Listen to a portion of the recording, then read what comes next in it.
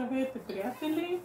След моя блог Лична призма и стартирането на четенето ми на английски, реших да започна да чета и на български. Защо? Защото има много български автори, които са изключително талантливи, но безкрайно непопулярни. А пък български език е много хубав език за поезия. И тъй като аз ми предстои да си нарисувам корицата за моята стихосбирка Многоточия и искам да представя някои български поети, които аз лично много обичам. Ето, например, това момче се казва Ангел Драгов. Той живее в едно село Тръстиково, което е до Бургас. Сляп човек, но с много емоции в душата. И аз бях много впечатлена, когато разбрах, че той пише книги на неговата азбука. Затова реших да прочета някои от стиховете му и наистина бях много впечатлена.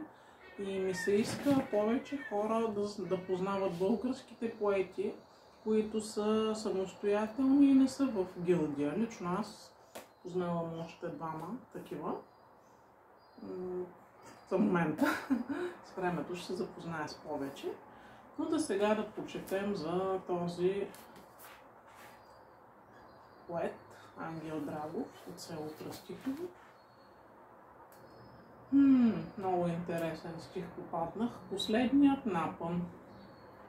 Живеем в най-красивата страна, а в нея изглежда имало война. Цели територии от земните ни родни са пометени сякаш от бедствия природни.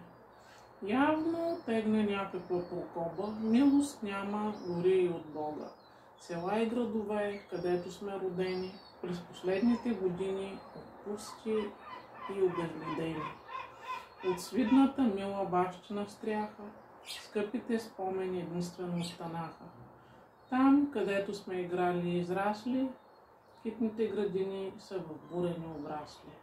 От всякъде мъртвило, къщите разбити, а нашите баби са изнаселени и пребити. Братята роми оцеляват с кражба, а българската майка не иска да ражда. Рухнали църкви, училища затворени, а децата ни в чужбина растат без корени. Пълна мизерия, отчаяние, страх, очакваме с притеснение настъпващия крах. Ще има ли още българска държава?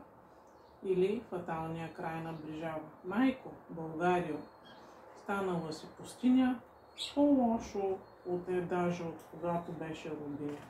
Твоите държавници, българи юнаци, подадоха честа за финикийски знаци. Оправдават нехайството, безразличието, непокизма, като за всичко обвиняват само комунизма. Вместо да градим и живеем в оазис, продължаваме да се тровим с омраза и завист. Не умеем да се радваме на даденостите ни прекрасни, много ни харесва да бъдем нещастни. Отвикнахме да се борим и работим славно, предпочитаме да умираме трудно и бавно.